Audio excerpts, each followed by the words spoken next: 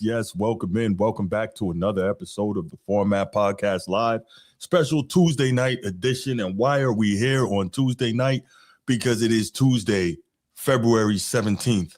And what is February 17th? Somebody tell me what February 17th is. Nobody? I'll tell you. I mean, he's got the jersey on, bro. What do you want, man? What do you want to say? What do you want to say? February, you know what it is. You know what it is. February 17th is the birthday of the GOAT, Michael Jeffrey Jordan, and we're here to pay a little tribute, a little homage today. And joining us, of course, is my main man, Sneed, got what you need of SMT Media Network. What up, Sneed? What up, bro? All right, and the special guest, the man of the hour, my main man, Robin. Sports and Fitness Rants was good, bro. Yo, once again, shout out to everybody in the chat that's already here. Shout out to my man Sneed. Shout out to Bruce. Shout out to the Format Podcast. Yo, you know the deal. Michael Jordan's birthday, 63. Damn, that man getting old. Once again, man, I am honored to be here with you guys. Thank you very much for having me. Yes. You guys know the deal, man. Let's roll. That's right. We all about. I guarantee you, Robin had a microphone at some point, and that shit blew. He killed that microphone, bro. He deleted it, bro. I love it. There you go. What up, Nick? Shout out to you in the future. Nick says, what do you get for the man who has everything for his birthday? The Format Podcast. Yes, sir. Yes, sir. There we go. All right, y'all. So let's do this. We're going to run through our normal setup here. We're going to run through our normal stuff. First thing we're going to do is we're going to give a shout out to the channel members because we must. Shout out to my main man, Coach T, host of the Be Ready Sports Podcast. In order to be ready, you got to stay ready. It's not that serious. What's good, bro? Chief Sid Bubba, shout out to you. Thank you for everything you did for our nation. Thank you for everything you do for this channel. And shout out to the boys from Annapolis. No Transformer, no Navy song. Thank you, God. Baltimore Bruce, what's up? What's up? Steve King of the chat, my man. Nino was good. Sneed got what you need, of course. And my main man, Micah. What up? What up? All right, y'all. So let's go ahead. We'll hit the spiel real quick. And then we are going to come back and we're going to get into it. We're going to talk some GOAT talk. And it's the real GOAT, we're going to talk about Michael Jordan. Let's get it. If you're watching here on YouTube, make sure you go ahead, click that subscribe, that like, that notification bell. Make sure you're kept up to date whenever we drop new content on the channel. If you want the audio only version of the podcast, open up your audio podcast platform, hit the search bar, type in the Format Podcast. We should come right up. If you're enjoying the content, make sure you give us a like, leave us a 5-star review, and drop a comment. All that stuff helps us rise in the algorithm, helps us find more sports fans, helps more sports fans find us. Make sure you write it down, put it in your phone, make a note of it. The Format Podcast is live Sunday mornings at 10 a.m. Eastern. And finally, if you're really and truly enjoying the content we're delivering you, make sure you hit that join button. There's going to be exclusive content here just for you. Just for you. Y'all heard it. So here we go, y'all. Let's start it off, right? Like we said, February 17th is Michael Jeffrey Jordan's birthday. And to most people who are basketball fans, we know that Michael Jordan is the greatest player of all time. There are some people who want to argue others, but we're not here to do that today. We're just here to pay homage to Michael Jordan. And, we're all in that age group where we were able to watch him play. Some of us, Sneed, were lucky enough to see him play live. I never was. I don't know if you ever were, Robin, but no. But just even what he brought just on TV was incredible, and it was something that you never wanted to miss, and it was just different. I guess it was just different. And before we kind of get into talking to you guys about it, let's just hear a couple of quick comments from some former NBA players and get what they think about Mike. Jordan was an assassin. It was a different level. He was an absolute different level. Down, man, I got 35, 17. Yeah, it was hands down Mike. Wasn't close. No, my goodness, hell no. I mean, if you actually go and listen to a full interview on the last guy there, for those who don't know, that was Mad Max, Vernon Maxwell. He talks about how he didn't get a good night's sleep the night before trying to deal with this guy and just, how difficult it was and how tough it was for him.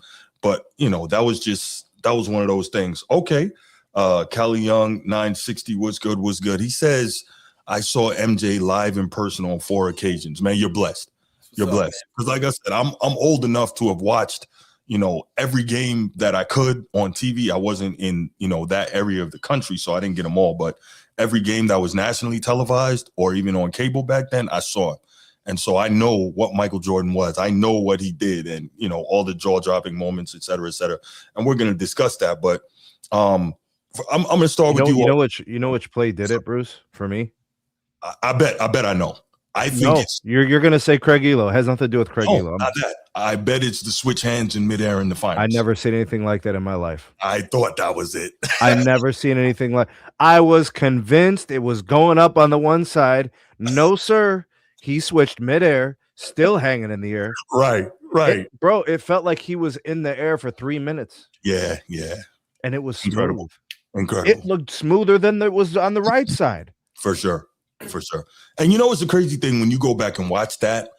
He didn't have to switch hand. He could have finished that lay with his right hand. He was anticipating some of the help defense or whatever. Bro, it was against the Lakers, if I remember correctly. Yeah, it was. Okay, it was against the Lakers, 90, 91. What year was that? 91.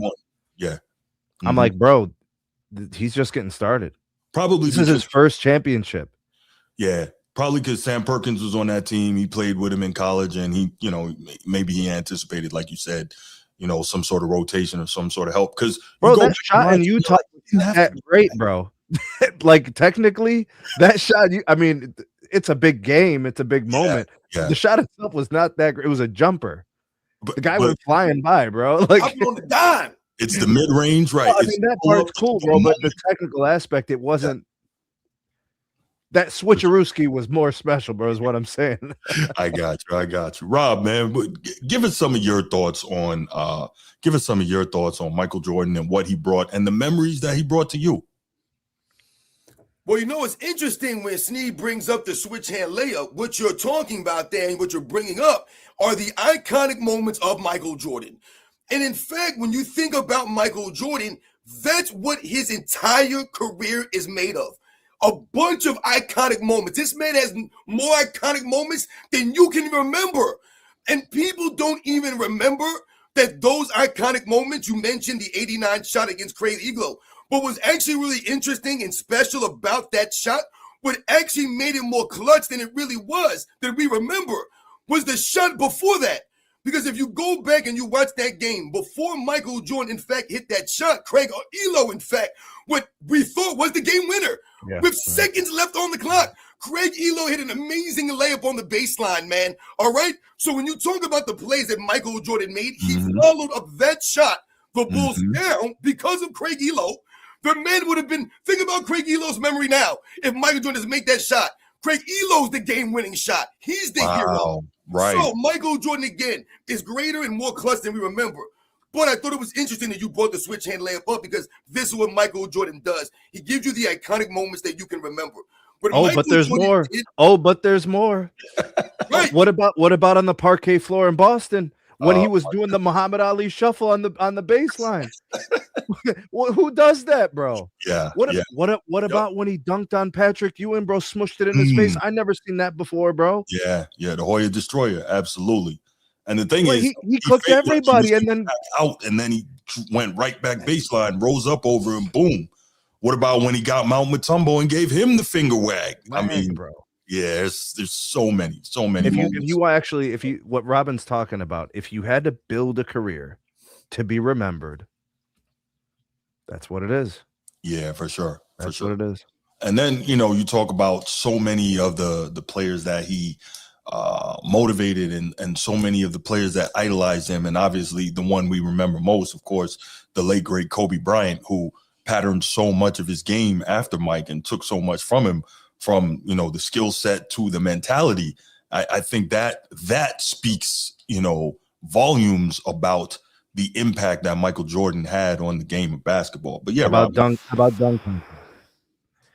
How about the summertime pickup games, going to the country, playing ball with everybody, with the young kids, bro, like the college, rookies, always trying to level up, always competing. Love of the game What's clause. the love of the game clause? That's unique. Mm-hmm. So many different unique things that made him special. Bro, I don't even like the guy. I hate the guy. Hate his guts, bro.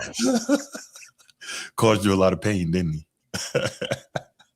Only thing that would be worse is if something happened next year and somebody else ended up on my team. Just saying. That would be the only thing worse. He shall not be named, ends up on my team. No doubt. But yeah, go ahead, Rob. No, I mean, you guys, listen, you just brought up some of these other things with Michael Jordan, iconic moments again. So when you think about with Michael Jordan, what I immediately think about is how Michael Jordan transcended the game of basketball, right? And he transcended sports to a level that we've never seen. So to this day, we talk about Michael Jordan turning 63 years old. And you think about people are still called the Michael Jordan of to this day. Yes. You know, a couple of Super Bowls ago, I remember the Kansas City Chiefs, Tony Romo was calling Patrick Mahomes the Michael Jordan of. So even to this day now, like I said, all these years later, since Michael Jordan has last played basketball, he's still held in that regard. You know, we always laugh. You could be the Michael Jordan of anything. You could be the Michael Jordan of podcasters. Hito Turkey was the Michael Jordan of Turkey. Right? Yeah. Right. Think about it. That's right. What did they call Andrew Wiggins when he was coming? Maple Jordan? That's what they called. They really say that? Yeah, Maple Jordan. Dang. That's what he was. I remember Baby Jordan, Harold Miner. I remember that. That's right. Yeah. No, these are all great points. That was stupid, by the way. That was really dumb. You know, he was bald, dark, super athletic, explosive. So that's good. It's crazy. But yeah, it's definitely different, man. And to Robin's point, man, what he brought to the game, and then I think the memories, the nostalgia that was created. I mean, so when we talk about athletes and being at a certain level, right? The only other athlete I can think of on that level like him was Muhammad Ali. So you had Muhammad Ali and then Michael Jordan. And like you said, the Michael Jordan of, right? I mean, even Tom Brady, when he was winning all those Super Bowls, said, I'm chasing you to Michael Jordan. Like, that's crazy. That's crazy. Yeah. It's called the standard. That's what you're talking about. You're talking about the standard there. There's a certain standard, and what's going on now, this is what the problem is. You know, people like me, the only reason I even have a channel is because they've tried to lower down the standard. And one day I woke up and they told me LeBron James was right behind Michael Jordan. And I started laughing. I was like, this is insane. He's right behind Michael Jordan. What happened to all the other great players that I thought were in the conversation for the greatest players of all time? But there's never no conversation being had. So, you know, when you're talking about all these things and Michael Jordan, what you've done for the game, you're pushing the game forward. You know, like I said, what he means to so many people. And you listen to some of the stories that people tell you, play some of those clips. I mean, you mentioned the Boston Garden game, what he was doing on the Boston Garden floor. Even if we think about that iconic moment, you really dig down and dive into that actual game. A lot of people accredit or think Michael Jordan early in his career was a guy that was just dunking the ball. Oh, Michael Jordan was all dunks. He was Air Jordan dunking the ball.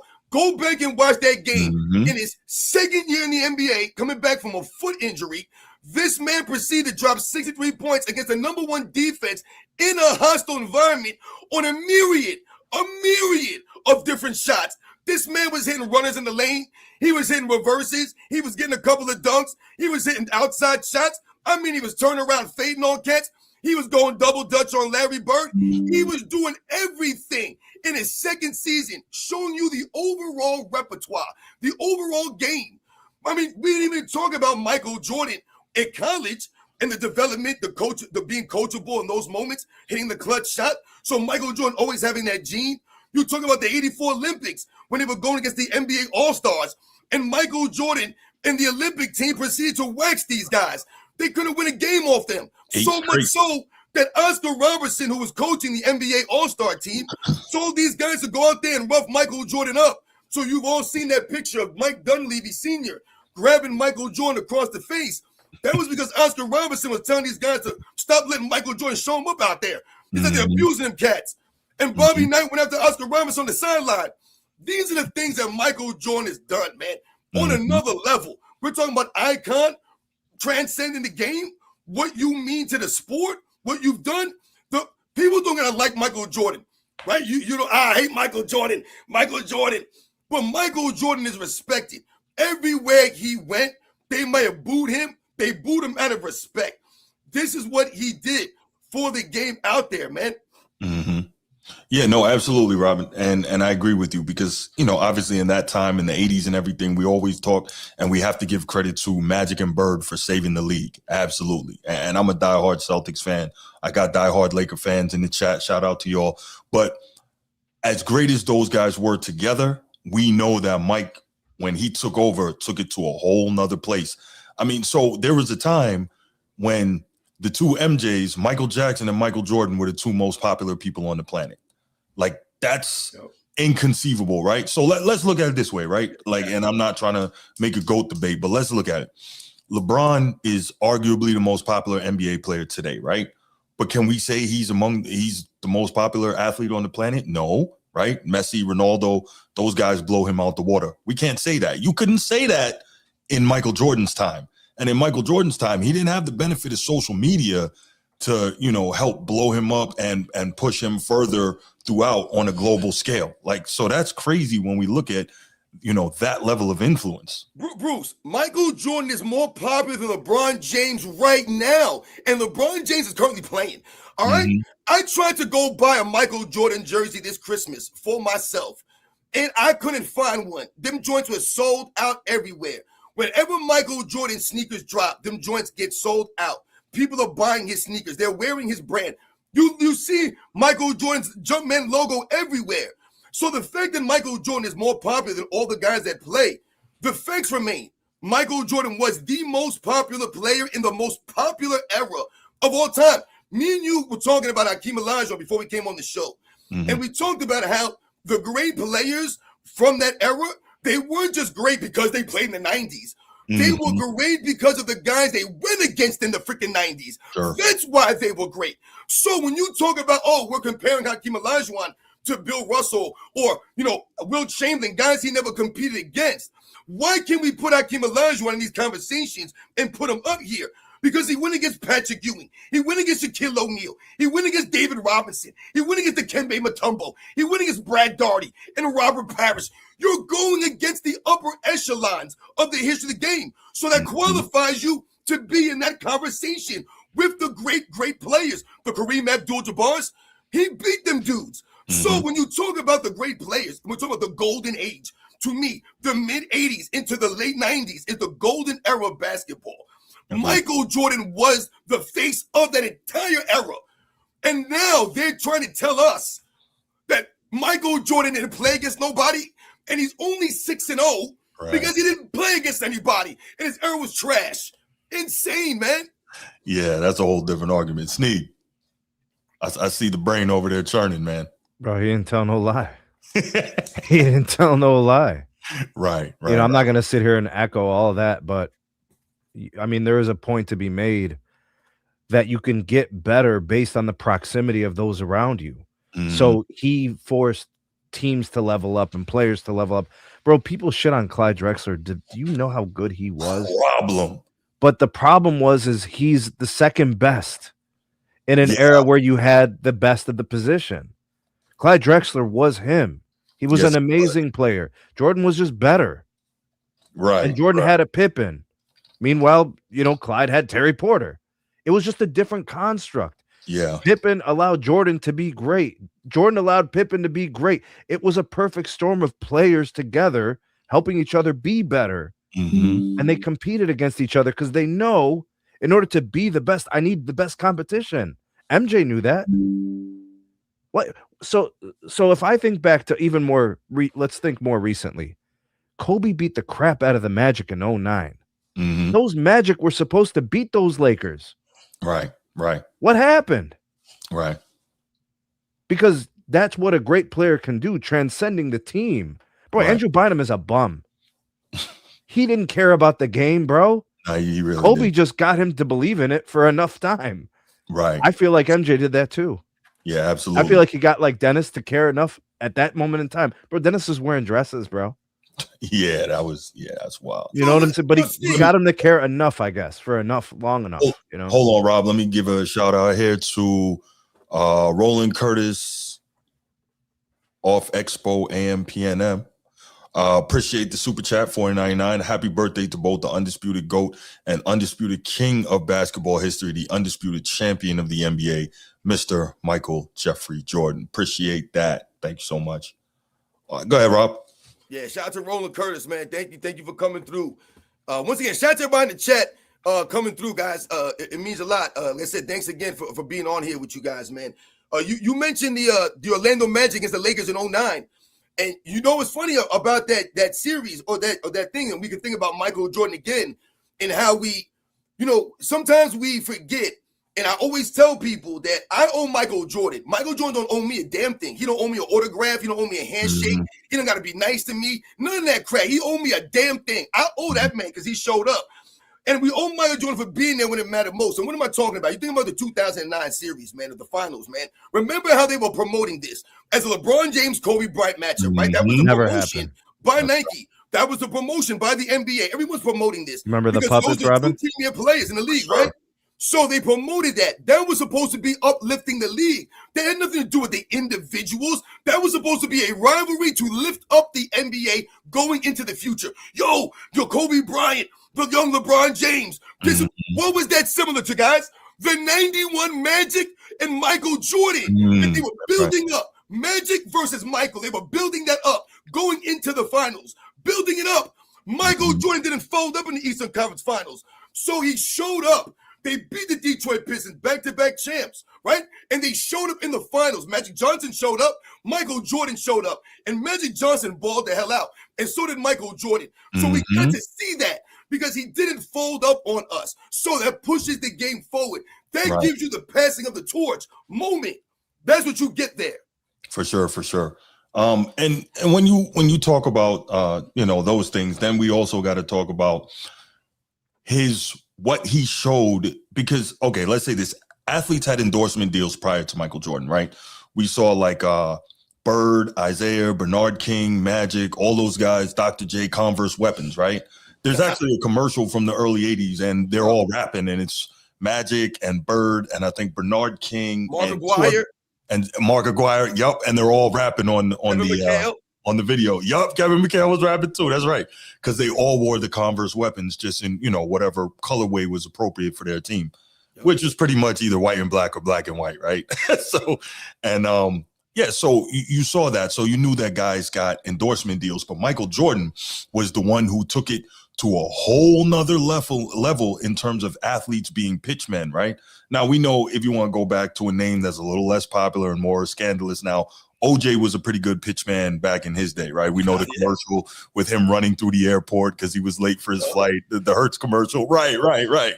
And so now Michael Jordan, as I said, took that to a whole different place. And so with that said, I'm going to go ahead and I'm going to play one of those Michael Jordan commercials. And it's, in my humble opinion, somebody tell me in the chat if I'm wrong, I think it's probably the greatest advertising jingle that we've ever heard. It's so catchy and it was so amazing. And also, every time I see it, it just takes me back to a different place and it makes you feel something. And ads today don't make you feel the same way, but I'm going to play it now. And you guys in the chat, y'all give me your thoughts on this.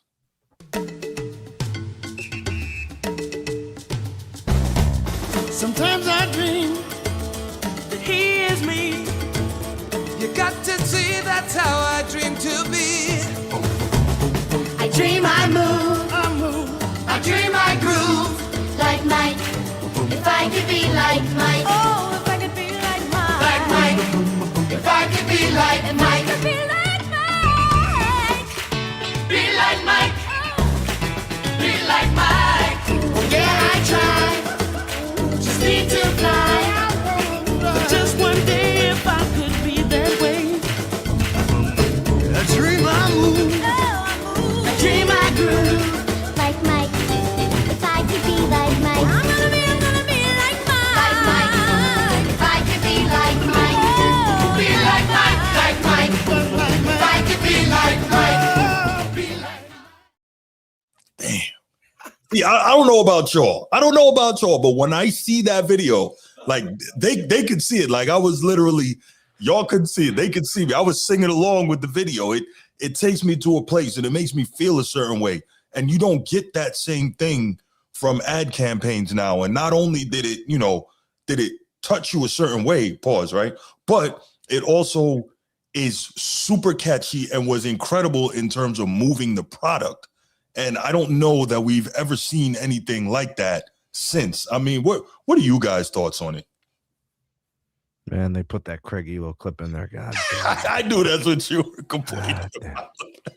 Can't escape this shit, man. But I know what you're talking about, the music, the tune. Yeah. I mean, it's catchy. He had star power. I really think the only other person, well, maybe a couple people, Magic, was kind of like marketable like that. You could sell that.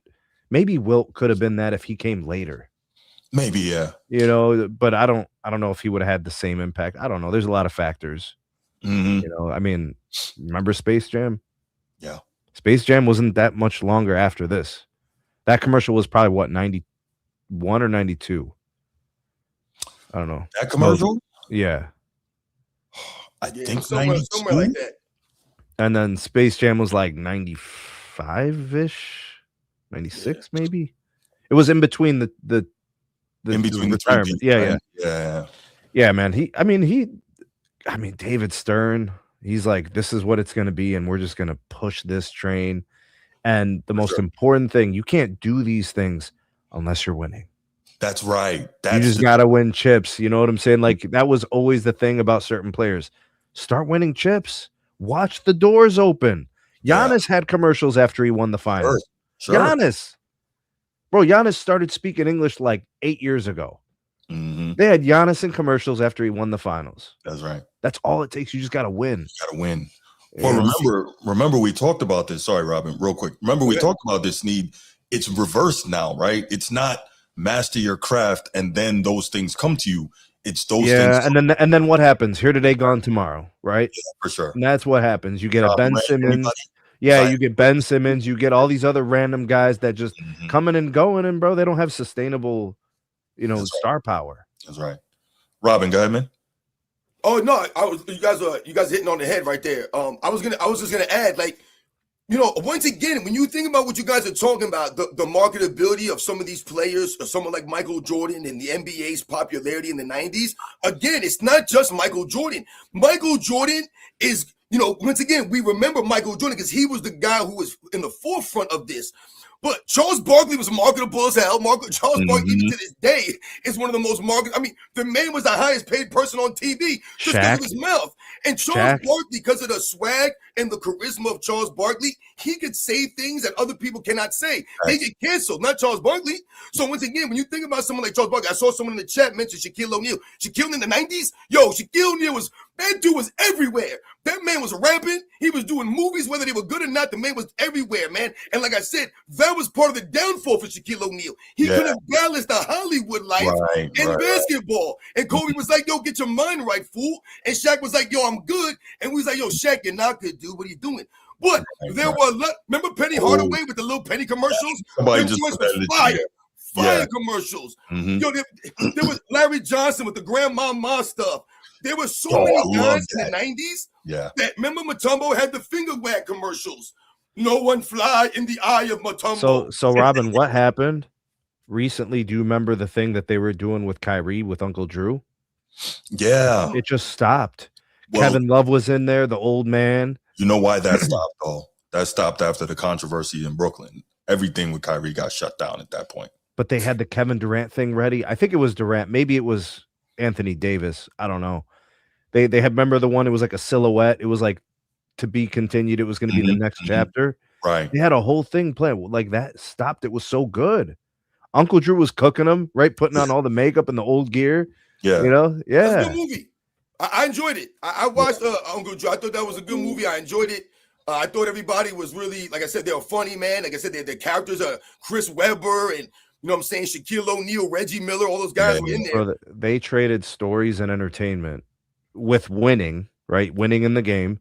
They traded that for podcasts and microphones to just spin stories and self-serve. Yeah. Instead of winning and really entertainment and for fans. I told you this a lot of times, Bruce. You know where I stand. When they took their eyes off the fans, they started losing. Facts, for sure. Don't fake the funk on a nasty dunk. Right. That just came to me. I mean, think about that. Like, think about how the NBA during those times, like I said, due to, the Birds, the Magics, Dr. J's, these guys leading into the 90s, and the 90s not fumbling it up. Those guys not abusing that stuff. Those guys picked it up and they carried it forward. All of those great players. So you got all those different kinds of personalities coming out. Remember, the NBA was marketed as, I love this game. Yes. Right? The NBA is fantastic. Right? Because it was about the fans, like you just mentioned, Steve. That's what it was about. So the players understood this. That's why they showed up more often than not on the basketball court. Yeah, no, different, totally, a different era. Guys grew up with a different mentality because those are the guys. Think about it. If we're watching in the 80s and 90s, those guys grew up in the 50s and 60s. So they grew up seeing a different NBA. They grew up with a different mentality that they were being taught at home. It was just a totally different basketball culture. And, getting back to Michael Jordan, you mentioned earlier what he did in '84 as a member of the Olympic team, beating the NBA All-Stars in all those games. That was when Bob Knight, who, remember, by this time, he's already old enough to have seen them all. He saw Wilt, he saw Mr. Russell, he saw Big O. He coached Isaiah Thomas to a national championship. So he saw all the great ones. And before Michael Jordan ever made it to the NBA, he said, this is the greatest player I've ever seen. He said that. And then they tried to be slick and ask him back in like 2016, oh, do you still think he's the greatest player you've ever seen? Well, what about LeBron? He's like, oh, no. Michael Jordan, no question. So Bob Knight, I think we can respect his basketball acumen enough to know that what he said makes a whole lot of sense. And it's just crazy to think that, before and after he was still, on that same hill, like, nah, this guy, he's the GOAT. Never seen anything like it. So, shout out to that, man. Shout out to MJ and everything he was able to do and everybody he was able to touch, pause, and influence and all of that. No, but that's a great point that you bring up with Bobby Knight. Like you said, that, someone of his stature who's been around, who's seen it all. And, not only did he call Michael Jordan that, he put his money where his mouth is when the Portland Trailblazers were having the #1 draft. And they were, possibly thinking about who to draft and this and that. And he told them, look, you guys got to draft Michael Jordan, man. And they're like, oh, we don't need, that kind of player. We need a center. We all know the famous line that he told him to draft Michael Jordan, play him at center then, man. That's what you need, a center. Because, man, you need to draft this dude. So when you talk about some of the stories that you've mentioned, you don't hear this about any other players like that. You don't see players going 8-0 against the NBA All-Star team with a bunch of college kids. Remember, the NBA Olympics, not the NBA, the Olympics for basketball before they brought the Dream Team in, all of these amateurs, these young college kids, they were playing against grown men, professionals from other countries. So remember how these countries got around, being a professional and not being a professional, is that they would put down for their professions that they were construction workers, right? And things like that, right? They were soldiers. That was their job. So they were seen as amateurs when they were professional basketball players. So that's why people were like, why the hell are we playing against all these grown-ups? But Michael Jordan, like I said again, out there with Patrick Ewing, the Chris Mullins, these guys beating down the NBA All-Star team. Right. Absolutely. No, great stuff. So what I want to do, before we go ahead and we open up the phone lines and take some calls, because we're not going to be on here all night. We just wanted to, again, come show some love, pay some homage here. But what I want to do is I wanted to play back a sequence. We always think about a particular shot when it comes to Michael Jordan, whether it's the ELO shot or whether it's Snead with the switch hands in the air or whether it's the final shot against Utah in 1998 in the NBA Finals, which, by the way, still is the most watched NBA basketball game ever, peaking at about 38 million viewers. Amazing how the game is so much better today and the players are so much more skilled, and they still can't match that. They still can't match what Michael Jordan did with the Bulls in 1998 when there was much less ways to watch. And now today they're counting social media views and all that stuff. But I digress. I want to show you guys a stretch of plays that just constitute the greatness. So let's look at what may be the greatest final sequence of all time. Opportunity for one. Pippen into Jordan. Michael working on Russell. Brings them to within one. They scored within 4 seconds there. That's how quickly that changes now. Now it puts the pressure on the Jazz to score once again. Jordan with 43.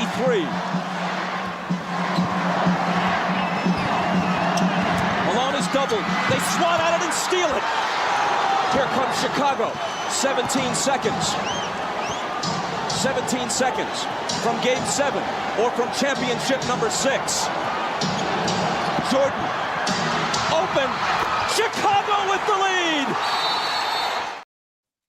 So when we look at that, what we see is clearly the greatest two-way player of all time, because he comes down, he slashes, he hits the layup, then he goes back on the other end and makes not the game defining, not the series defining, the championship defining defensive play by swiping the ball out of Karl Malone, getting the steal, then comes down and finishes it with the iconic jump shot to seal the series and championship number 6, and also denying for the 6th time a 7th game in the NBA Finals. So when people try to the greatest two-way player of all time. Now, whoever you want to argue for is second greatest two-way player, whatever. But clearly, the distance between Mike and everybody else, I don't even know how to describe it, but the difference is incredible. But Sneed, man, when you see that sequence, what does it say to you? From a technical standpoint or just outcomes? Mm-hmm. What are you asking me about? The Just technicals? say something, Sneed. I mean, look, here's the bottom line. I play hoops. I coach hoops. That's a coach's dream. Mm-hmm. A guy to make an instant play to score. Mm-hmm.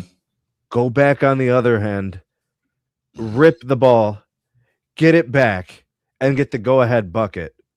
Seemingly just easy.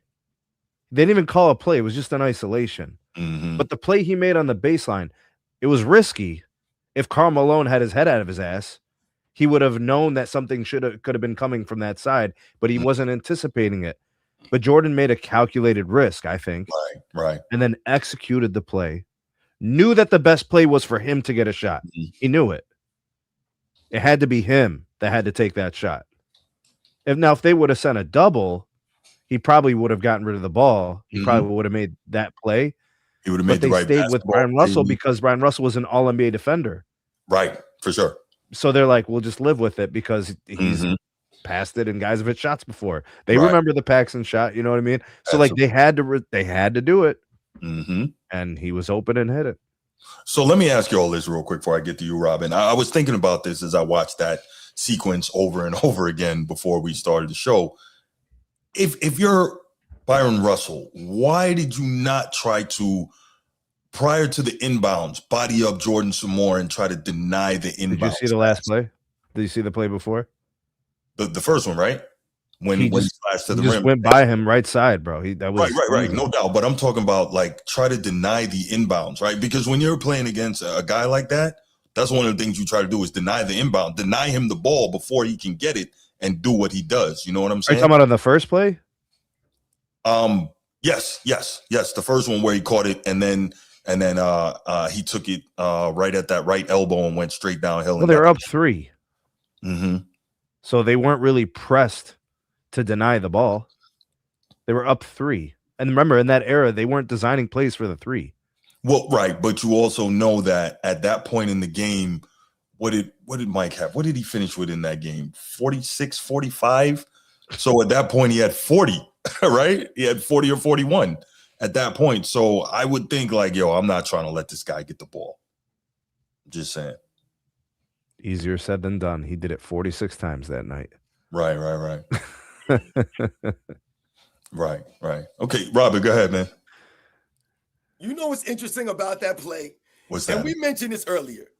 What did I tell you guys? Michael Jordan is more clutch than we remember. Because if you back that film up even before that 2 plays that we see the Bulls score on offense, why was the Bulls down by 3? Why were they down by 3? Because John Stockton just hit a 3-pointer with under a minute to go. So again, Mm-hmm. In the moment, we talked about with Craig Elo, right before the shot in 89, so many times that Michael Jordan answered these great plays with his own play. So John Stockton hit the three-point shot, Bulls are down by 3, man, and they ain't got that much time to go. So what do the Bulls have to do? They need a quick, They need a 2-for-1. That's what they need, man. So Jordan's got to go quick. But if you look at Brian Russell's defense in that moment, he actually gets his entire hand on the ball as Michael Jordan's trying to rip it up. He actually gets his entire hand on the ball. But Michael Jordan's hands are giant, and he's able to rip through Brian Russell. And Antoine Carr comes over late to contest, fouls Michael Jordan across the body. Not saying he should have called it. That's the 90s, y'all. But he was fouled clearly by Antoine Carr. So, again, when you talk about the foul, the play on Karl Malone, no foul called. When you think about some of these moments, and you think about the high IQ of Michael Jordan, the Bulls didn't call timeout. They had a timeout. They didn't call timeout because of the momentum. You don't let the Utah Jazz get set up. You don't let them call a play. You don't let that happen. Yeah, they're on their heels. So Brian Russell's on his heels right now. The Jazz are not set. They don't know what the hell's going on. Jordan's not passing that ball. They could have quadruple teamed him. He ain't passing that ball off. Ain't nobody touching it on that moment. I want you guys to remember the look. When that ball goes up in the air, I want you guys to remember that freeze frame, that still shot, and look in the background of all of the Utah Jazz people in that arena. Look at their faces. Look at them. They knew what was going to happen. In their eyes, people got their heads down. People got their hands. They don't want hands over the mouth. And then you see the one kid with the Michael Jordan jersey on. The one kid with the Michael Jordan jersey on. What's he doing? Hands are up before the ball's even close to the net. Right. You know what? Because he knows Michael Jordan. So we bring it back to Michael Jordan's birthday. And this is where we are. That young kid in 1998 in hostile Utah wearing the Michael Jordan jersey in that picture with his hands up while everyone else doesn't want to look at the play. And why don't they want to look at the play in Utah? Because they know what's going to happen. They know what's going in. They know what's going in. Look at John Stockton's face when the ball goes up. He already knows it's going in. There's no need to question. And why does everyone feel this way? Because Michael Jordan made us feel this way all of those years. That's the way he made you feel. I want people to understand and remember this. Michael Jordan, the only superstar in NBA's history to be 24-0, undefeated in playoffs with home court advantage. Not Bill Russell, not Tim Duncan, not Kareem Abdul-Jabbar, not LeBron James. Most of those series went 6 Kobe, games, Robin. Undefeated. Robin, most of those series went 6 anyways, so they were winning away. It's crazy. Undefeated. Without all of them. With the home court advantage. No one else can say this. It doesn't matter how many games it is. It don't matter what it is. Stuff. Undefeated with home court advantage. There you go. There you go. All right, guys, let's do this. We are going to open up the phone lines here, and we're going to take some calls because I'm sure we got some people who may have some things to say. So we want to hear from them. While you're waiting, please go ahead, take the time. Tap into SMT Media Network, tap into the Format Podcast, tap into Sports and Fitness Rants if you're not already. Like and subscribe. They know me up here. But Robin, it was hard watching those Wizards years, though, bro. Let me tell you, man. Maybe for you, but not for me, because once you enjoyed those years. Never lost the respect. Why is it hard for you to watch Michael Jordan Wizards? Because they didn't win. Yeah, but were they supposed to win? I mean, I just remembered him as a winner. So you're telling me that Michael Jordan's only great because he won? No, his greatness is predicated on his winning, yes. No. His legacy is about winning. Michael Jordan's not great because he won. Michael Jordan won because of what was inside of him. That's what made him a winner. When Michael Jordan was going through the grind in 85, in 87, in 88, and they weren't quote-unquote winning, that's true. Greatness was there. Yeah. That's what was going on here. Right, Again, this is what we talk about. That's the grind. No other player, once again, celebrating Michael Jordan's birthday here. No other player had to go through a grind like Michael Jordan. Nobody came to a team like the 85 Chicago freaking Bulls. When you have 3 head coaches in your first 3 years in the league, you're making the playoffs while going through a rebuild on a team with guys that are using all kinds of recreational drugs, on a team that had not been relevant in years. Once again, for an ownership that you see what they've done since he left and what they did when he was there. To this day, Michael Jordan, the only MVP to be retired as the MVP. They forced a 3-peat champion MVP into retirement. No Insane. doubt. Hey Rob, we gotta call him, man. Let's go ahead and take this. Chief Sid Bubba, what's good, my man? Yo, what's going on, Bruce? What's going on, brother? How you doing? All right, I'm doing good. And I think Rob kind of had that segue of what really made Michael Jordan great to me. It wasn't the winning. Mm-hmm. It was those years in Detroit when he had to physically, mentally get beat down to get stronger, to work out, to go with Tim Grover. Everybody a lot of people forget that. They say, well, they forgot the grind. They forgot the process. That man was crying, losing. Are we going to ever get through? Mm-hmm. So that kind of determination and to overcome that's what makes you great. He's, as far as skill-wise, he's I can say this, a overachiever who works harder than everybody else. Mm-hmm. To me, that's what makes Michael great. No doubt, no doubt. I don't have a number 1. I got a number 2 after Mr. Russell, but to me, he's the best that I see. Fair enough. I appreciate the call, Chief. All Thank right. you, brother. All right. Thank you. We got to keep the narrative alive, Rob. We got to keep the narrative alive. Yo, you do. All right, Chief.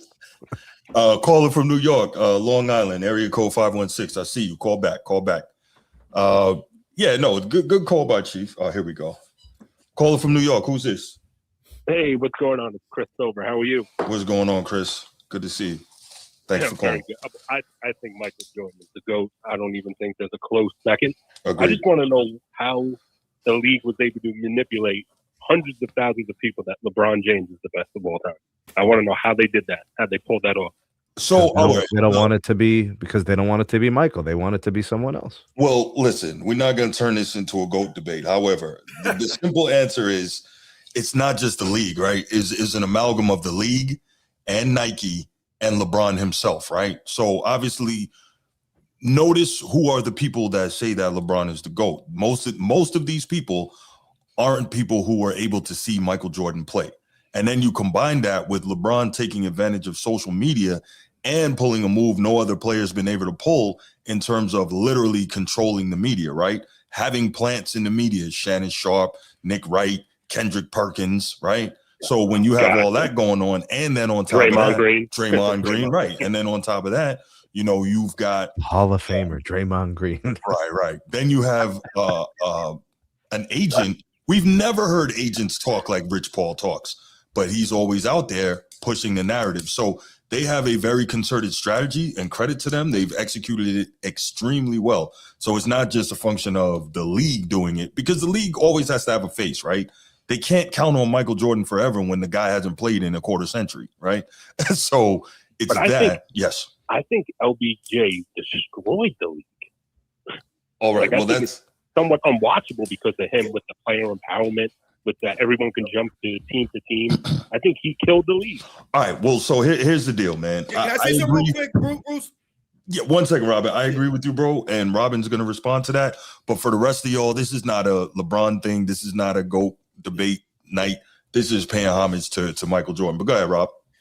A shout out to my man Two Raw in the chat. I see Two Raw out there. A shout out to him for stopping. Two Raw's here. Thank you, Two Raw. Appreciate you, bro. The legend Two Raw. Yeah. Once again, if you guys know Two Raw, check his channel out. Yeah. Give me a sub, Two Raw. Appreciate you. What the caller is saying is really good right here, because I know it's not a debate, and we're not going to debate. But what the problem is, it's not necessarily that people want to put LeBron James or want to say he's the greatest of all time. I've told people on time on my channel, You can have your opinion. You want to have that opinion, fine. The problem comes when you try to have a podcast or you want to explain or put your opinion out. You must be able to explain your opinion. You must be able to back your opinion up. Whenever you hear a lot of the LeBron James fans try to put LeBron James up in that realm, what do they have to do? They have to tear down the other great players. They have to lie about LeBron James and the other guys. So that's the problem, I think. And that's why I think some of the people have been brainwashed, because they're lying.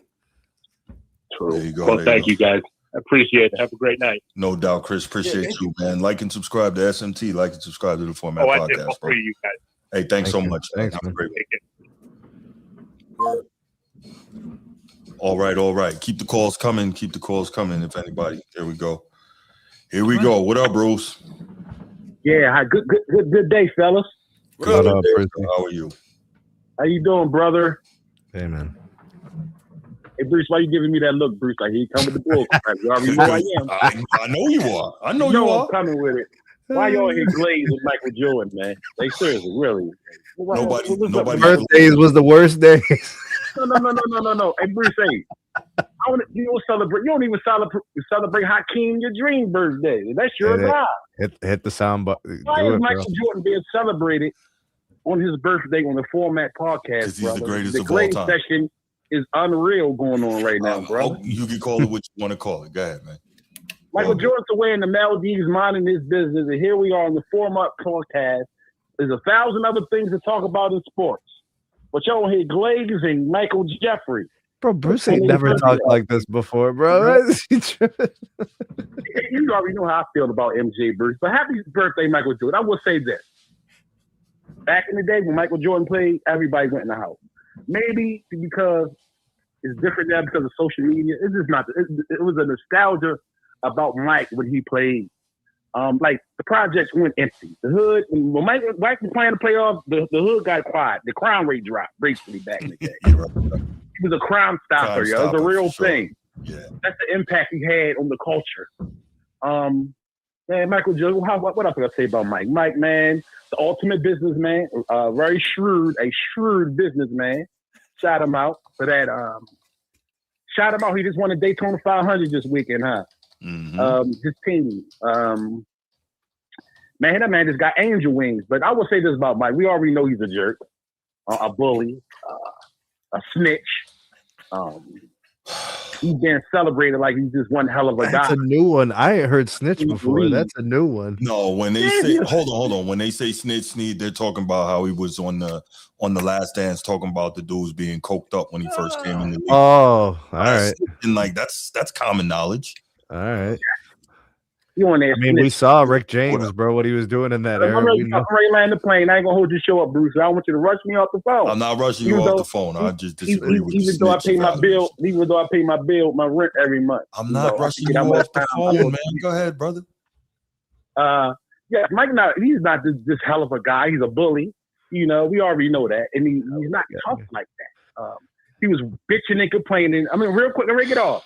When Detroit was knocking him out the air, he basically complained and whined about Detroit knocking him out the air. However, he did get in the weight room that summer. He what they made him do. He came back stronger than ever, and the rest is history, right? Rest is but history. We can't say like Mike this hell of a guy. Now, let me say this before I get off, Bruce. I hope we celebrate all the other greats as we celebrate Mike. We can't pick and choose now. Why can't we? He's the greatest of all time. So in your opinion, everybody does it. In your opinion. Okay, let's keep this simple. Is he the greatest of all time or not? Let's keep it simple. Enough said. There we go. Thank you. One of the greatest of Everybody all time. needs a trophy, Bruce. No. Everyone needs a trophy. Yes. Michael Jeffrey Jordan is not the single greatest person of all time. If you ask I the didn't say kids, person. I said basketball player. That's your great. He's your goal. Let me say this. If you ask the kids of the modern day era, they got a whole different goal. Yeah, so he's the greatest of our era, bro. No, he's the greatest, period. Hold on. Bruce. Crazy call, bro. This is crazy. If you ask the kids of this era, the reason you can't take them seriously is because they didn't see anything else. Like my nephew loves to tell me, my nephew loves to tell me that LeBron is the GOAT. And I'm like, cool, if that's how you feel, fine. I said, but yo, at your age, you couldn't have started watching basketball anytime earlier than 2012, right? I said, so if you're arguing this with me, you can't, because I have 5 decades now of watching the NBA, right? That is observable historical reference. So somebody who is that young can't make that argument. Bro, you sat there cooking your nephew like that, bro? Really? Oh, yeah. Oh, for sure. Absolutely. Yeah. Well, they can't make that. They can't make that argument. You can't have it if you don't have the reference point. You can't. Because if you ask the young cats, did you go back and watch? They're gonna say no. So what are they talking about? That's true. They always say no. Around young cats, that you treated these young guys not going back and looking at Mike. They always say no. They always say no. They're wearing the sneakers. Right. But they'll wear a tuxedo with J's though. Mike is one of the greatest of all time, top 5 for sure. He's not number 1 in my book. Okay, cool. You got it. So, bro, your number 1 is Derek Queen, bro. We all know the truth. Man, hey, what's my guy name? What's the host, the guest? Oh, Robin, Sports and Fitness Rants. Man, you're a New York guy, right? Man, I love his energy, bro. For sure. He's from the Bronx for sure. You from I'm from Inwood, Manhattan. Oh, okay. Respect, hey, respect, man. Hey, Bruce Hayes, thanks for letting me call in and stop the glaze session, man. Please. Look, I'm gonna tell you like Mike Tyson said. If you don't like it, turn off your station. All right, brother. bro. Appreciate the call, man. All right, man. Caller from DC. I saw you. Call back. Got Got Brucey trolling on the phone, man. Man, that dude, he let us stir the pot, man. Caller from DC. I see you. Call back, man. Oh, that was funny, man. That was funny. Yeah, he had all that ready to go. He's like Michael Jordan, a-hole, Michael Jordan, bully, Michael. Yeah, for sure. Caller from DC. Who's this? What's going on? It's the Posh King, man. Shout out to you, Bruce. Posh King, what up? What up? I hear you on Man Down all the time, bro. How you doing? Yeah, man, that must say I deserted him because my work schedule, I haven't been there in a minute. Nah, he's back. He did a show last night. He's back. No, with my work schedule, I'm saying. Okay, I haven't tapped in with Man Down in that, but whenever I can, No Man Down is But Robin, man, shout out to you, man. Every morning, it's like clockwork, man. Like, appreciate you, Robin, bro. Like, Robin be putting out them content and some real stuff too, man. I really appreciate your channel, Robin. Like, shout out, you challenged me to make a video one time, and I did too. And I think, like, the way you go about your thing, man, Robin, I want to go, it's Michael Jordan Day, Robin. I'm not going too much on you. But, hey, good job, man. Keep up the good work, Robin. Yo, thanks a lot, man. I really appreciate that. It's truly humbling. Thank you. No, for sure, man. You're doing good work out there. And especially, you don't come with a lot of gimmicks. A lot of channels, they use a lot of you there with your background of your Michael Jordan and Doc J and just spitting facts. And that's what's up, man. Bruce, shout out. You said it's every Sunday in the morning time? Yeah, man. Every Sunday at 10 in the morning and also Wednesday nights at 8. And then when we go live, man. Hit that subscribe, like the channel, like the show, and then, go, sure. So you will know when we go. I swore I subscribed to you. I saw you on Man Down a couple times, but I didn't. So for sure, I'm going to do that. So apologies on that. But let me get on the Jordan thing. Y'all know for me, I know Robin watched his old school movies the other day when he put up Demolition Man. He moved to the same. No, yes, the day before. It's free on YouTube. I actually saw it and was watching it on YouTube. So, saying that to say, I'm an old school type movie guy, like old karate movies. For sure. Shaw Brothers. The master student always get better than the master because you taught me everything you know. I had some myself. So for me, it's Kobe then Mike. But of course, like Robin said, you got to substantiate it. One criteria I have, everyone that's in my top 10, what they did in their time, I can argue why someone that watched them throughout their career won't put nobody over them, like Magic, Bird, some players that play. You feel me? So I can argue a point for everyone in my top 10. And for sure, LeBron ain't in my top 10. You feel me? But on Mike specifically, 1998. You feel me? And this is a shout out to Mike and just basketball in general. 1998 in Kingston, Jamaica. That's the only time we ever made like the football World Cup, soccer World Cup, you see me? So the whole country, young boy, around 8 years old, not really in the sports like that yet, but the whole country watched the football in the day. But in the nighttime, I remember, I think it was PlayStation 1. I had all the games, mainly my cousins. He was his mother only child. So we had Sega, everything. But I remember I was on the game counter, and he was watching basketball. But at the time, I'm not really engaged with basketball. But what got me into basketball was Jordan last shot versus Utah. So my cousin so high when Jordan hit that shot, you would have thought he was Jordan. When he came, he broke through our bed, bro. He broke the bed, like because it was a wooden frame. Yeah. He got a whooping for it from my mom's and shit. But that excitement from him got me to like, yo, what is this he got so excited for? You feel me? And the year following that, my brother was a Laker fan, saw Kobe, and it was over. But there was never a film that I watched on Mike that said, why they hyping him up like this? You know, when you really watch film on LeBron and film on some dude, like, yo, there was never a moment like that. I remember, like, I've always, like, man, Kobe bet no matter what, you can't tell me nothing, you feel me? And I remember the first time when I saw Michael Jordan coming out of college playing against the NBA players. With other, like, good enough college players, you cooking them. I was like, oh, no, anybody can't tell me shit about this dude. So, yeah, man, Jordan is definitely, like, he was a standard to be followed, and I think Kobe made him proud. You feel me? And absolutely. I just think with the time that Kobe got to play in, it gave him the competitiveness. With a player like Tim Duncan and a team like the Spurs and the rest of the team, killers that was in the league at that time, I don't think there is nothing in this era of basketball that can make somebody emerge as the greatest ever. Fair enough. The league is just good enough.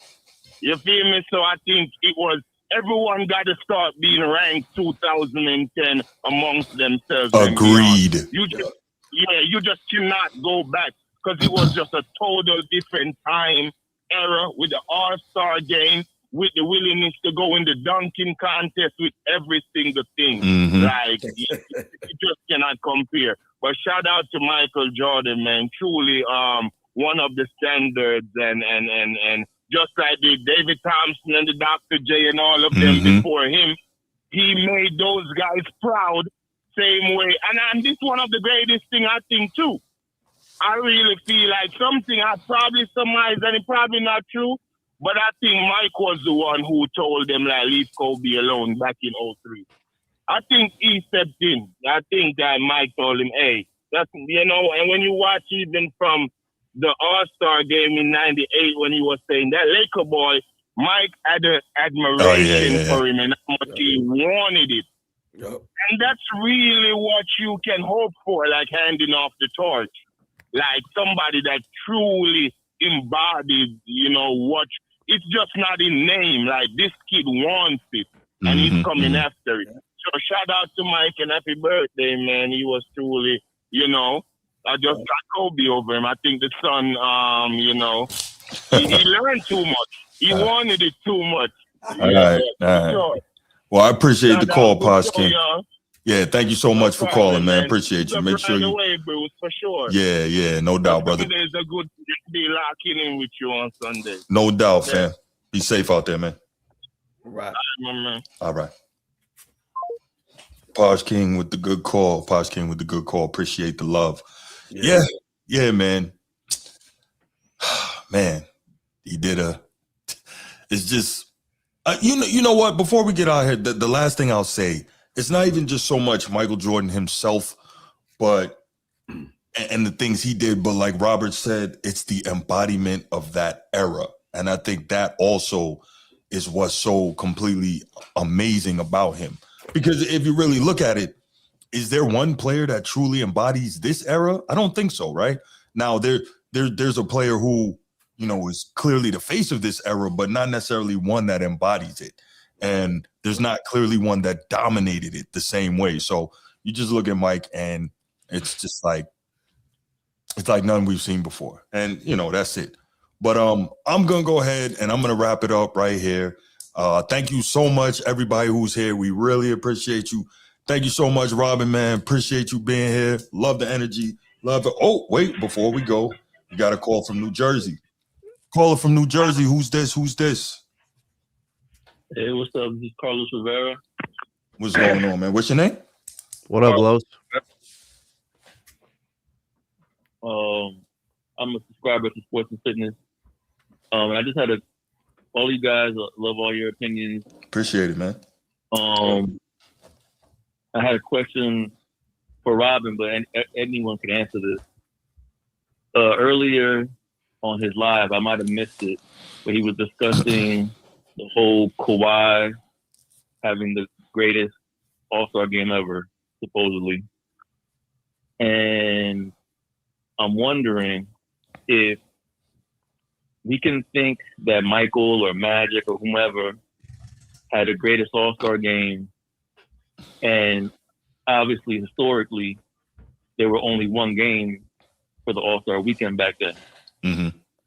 How would you explain in today's format where there's 4 games, why would you need to have 4 incredible games for it to match up to their one?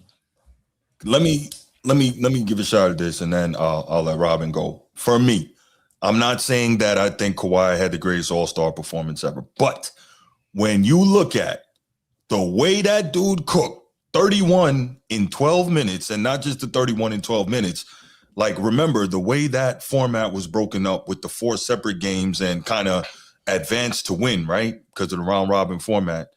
And then you watch, like, for the first time in a while, dudes were really invested. Dudes were defending. Like, we saw Kawhi knock down a triple in Wemby's face. How often you see that? Like, dudes were really out there contesting shots, getting in the crouch, really defending, and Kawhi just went off. So I don't know if I can definitively say greatest All-Star performance ever, but it wasn't one of those where, like, okay, well, it's the game is in Kawhi's home stadium, so we're gonna make him look good. No, Kawhi went out there and took it with the way that he played in that. I think that was the 3rd game, the way he completely went off, and also saved him, because Team World would have beat him if not for Kawhi doing what he did. So that's my thought. Robin? Yeah, shout out to Carlos Rivera for calling up, coming through. Appreciate you calling through, and I appreciate the support and the question. What I was talking about earlier was something I saw that Charles from the Dreamers Pro posted his channel, and I responded to his post, and he, mentioned me in his live stream. And what I had said was that he posted that he thought that Kawhi Leonard's All-Star game performance was the greatest All-Star game performance in history. And I said, I think you're jumping out the window here. And I said, come on, man. So, again, when we think about the 4 games that they played, if we take a step back and we think about the format and then we think about Kawhi Leonard's performance, I said, and I agree, I was watching it. Kawhi Leonard was balling out. You just mentioned it, Bruce. He was going between the legs. He was cooking up on Victor Wembanyama. Similar to what we saw Steph Curry do in the Olympics that I mentioned in my video, right? How Steph Curry was doing similar things in the Olympics.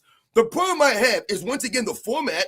But again, Kawhi Leonard played 3 games. He played in 3 games that night. And we mentioned the one game. And yes, he was sensational for the one game, but where was he in the championship game to follow that performance up? So this is what we're talking about. The follow-up from the performance, which was no taking away from the performance. But when you put in the term all-time, when you make it historic, then we have to look at the totality of everything. We can't just look at the one game and say, yo, this 12-minute segment, he was sensational, great performance ever. When I watched guys play an entire All-Star game, more than 12 minutes, and they were in a lot tighter circumstances against much stiffer, fiercer competition in All-Star games. I mentioned Charles Barkley in 91. He didn't even want to play the All-Star game in 91. He asked the NBA to sit out with an injury, and they would not allow him. They wouldn't think about that. They would not allow him. Meanwhile, we see SGA. We see all these guys missing the All-Star game. Charles Barkley went out there and played a bunch of minutes, 17 points, 22 freaking rebounds, and won the All-Star game MVP. So I'm going to say it's the greatest All-Star game performance of all time, but he did that when he was injured. So to me, when we talk about the great moments in NBA All-Star game history, yeah, Kawhi Leonard had a moment, but it was a game. And remember, the world team had to win by 3 in that game, which I thought was really whack to me. Yeah, they had that's to win by 3. Mm-hmm. Yeah, no doubt, no doubt. Well, I appreciate that, guys. Thank you. No doubt, man. I appreciate the call, man. Make sure you like and subscribe to the format and to SMT Media Network, bro. Word. Definitely. I appreciate you, fam. Thank you. All right, yeah. So we're gonna leave it right there. Once more, thank you so much for checking in with us. Matter of fact, no, Coach T, call back. Let's get that last call. Coach T only. Call back. I want to make sure I get you in here, and then we're gonna skate for the night. But again, thank you so much. We really appreciate that. Everybody who's here in the chat, appreciate all the interaction, appreciate the calls, all of that, man. Thanks so much. Coach T only. Call back.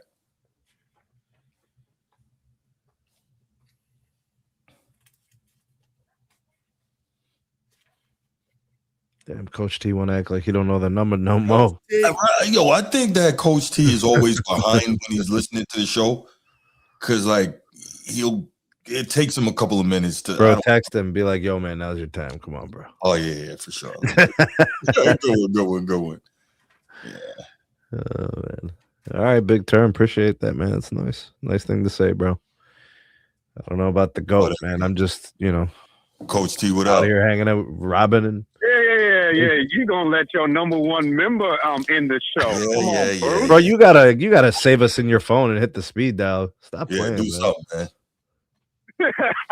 What up, y'all? What up, man? What up, Robin? Yo, what's going on? What's good, man? Hey, I was before I land my plane. I was telling Bruce. When we was talking about Jordan yesterday, that I remember I used to watch your show before you was monetized when you were just talking fitness. Yep. And then one day I just get an alert on my phone. You over here put a something on there about LeBron James. Like, what the hell is he talking about? And I flipped up on you going in on LeBron James and Michael Jordan. I was like, oh, damn, they done got him started. So I just want to give you your respect, man. I like how your channel grew in such a short time, man. Kudos to you. Yo, that really means a lot. I really appreciate that you shouting out my channel from back in the day when all I used to do was yelling in the camera about fitness stuff. So thank you, man. Appreciate that. Oh yeah, I'm all about fitness. That's when I got hit to your channel. Damn, thank you so much, man. That really means a lot. Yes, sir. Man, these people have got me starting doing videos on this, man, because it's getting ridiculous, man. I wasn't even gonna do it. I was just gonna do my interviews and stuff and call it a day. But I'm not gonna mention they channel's name, because I refuse to give them clout, but it's getting ridiculous how much they trying to run down Jordan's name. Yep. And the final straw for me was when I heard this idiot say Jordan's career was not enough boosting up LeBron James. I said, oh hell no, that's it. I got to do it. So I'm about to do a mini series. And I'm about to break down everything. So tuning in that it's not going to be long, but hey, I'm gonna do me and Carlos. We're gonna break that down. Why MJ is number one, not Mr. Russell, Chief, MJ. And it's coming from a Laker fan who hates Michael Jordan. Word, okay. Because for real, if LeBron James was truly the best player, I would admit it. I would say it, but he's not. Everybody in Bruce know I'm a Magic guy. Yeah. I'm a Magic guy. Yeah. But I'm not gonna fix my lips and say Magic is the greatest player of all time. Nah, he's number 2. And try to call everybody stupid who don't agree with me. That's what these LeBron James fans is doing. Man, listen, we're not talking about them, man. But when it come to MJ, I was the biggest MJ hater of all. I'm not going front. In 91, when he beat my Lakers, man, I threw a cup at my TV. I hated that man forever for that. If I was a Like, Laker fan, I'd throw a cup in my TV too, so I ain't have to watch him. So I was like, how dare you do the Magic Man like that, man? Yep. And but what made me realize his greatness was after game one, when the Lakers took game one and Magic went off. Game two, what do? Jordan and Pippen picked up Magic full court. And that was the difference in the series, right then and there. He took the challenge. Yep. It was like, no, I'm going to take you on, Magic. You're the greatest point guard ever. I'm going to take you on and do my due diligence on defense. And took on that assignment. Yep. I remember Pippen only didn't guard him the whole series. Jordan did. Yep. Pippen did it in spurts. A lot of people got what's the word I'm looking for, Bruce? When they try to change history. Revise history. Revisionist history. Yep. They want Infinity Stones, bro. For real, Thanos out here. MJ had checked Magic damn near all that series. Yup. Took him out. Mm-hmm. And then Scotty even said it. Scotty said it too. It's on wax. On wax. Mm-hmm. It's all. And then when they matched up against Portland, when they were talking about, Jordan, you great, but you ain't Clyde. Clyde's the best shooting guard ever. And what he do? Took that challenge. Mm-hmm. Took that matchup with Clyde. They even did a thing on ESPN talking about he couldn't shoot the three. Yep. He made 6 threes in one half. It was like, and then he leaves for a year, comes back after he gets a full training camp. What happened? They went 72 freaking games. Mm-hmm. 72 freaking games. Yep. Never have you ever seen a team win 68 games in the regular season and not have home court advantage. Talking about Seattle. Right. They were talking about that was the best. That team right there was the best team Jordan ever faced. Took him out in 6. And then you got Stockton Malone back to back with his aging Bulls team. They were the oldest team in the league those 2 years. Yep. Average age of what, 35? Yeah, they were pretty old. I think Pippen was MIA with his back problems in what was it, 97? And then 98.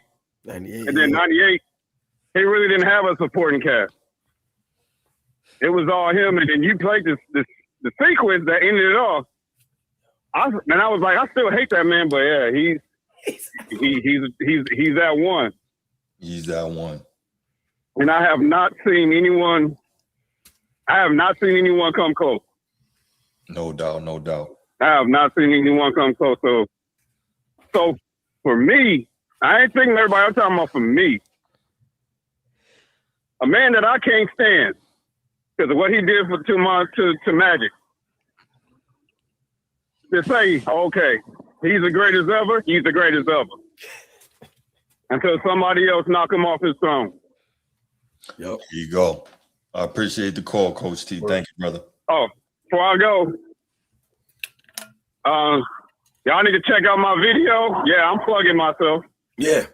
Y'all need to check out my video in my mini series. Comment on it. Tell me if I'm right. Tell me if I'm wrong. Tell me if I'm full of shit. I don't care. I like it. And Ant-Man is not the next one. I'm sorry. Kill that narrative. He is not the next MJ. And I'm out. Great show, Bruce. All right, brother. Have a great one, man. Appreciate it. Coach T. Yo, be good. That was good. That was good. No doubt. No doubt. All right, y'all. Well, like I was saying, we're going to leave it here. I appreciate everybody. Appreciate the support. Make sure you subscribe to all 3 channels. SMT Media Network, the Format Podcast, and Sports and Fitness Rants. And of course, if you're on a show like this, we know that you talk sports with other people in your life, man. Share these channels with them as well. And we out. Peace.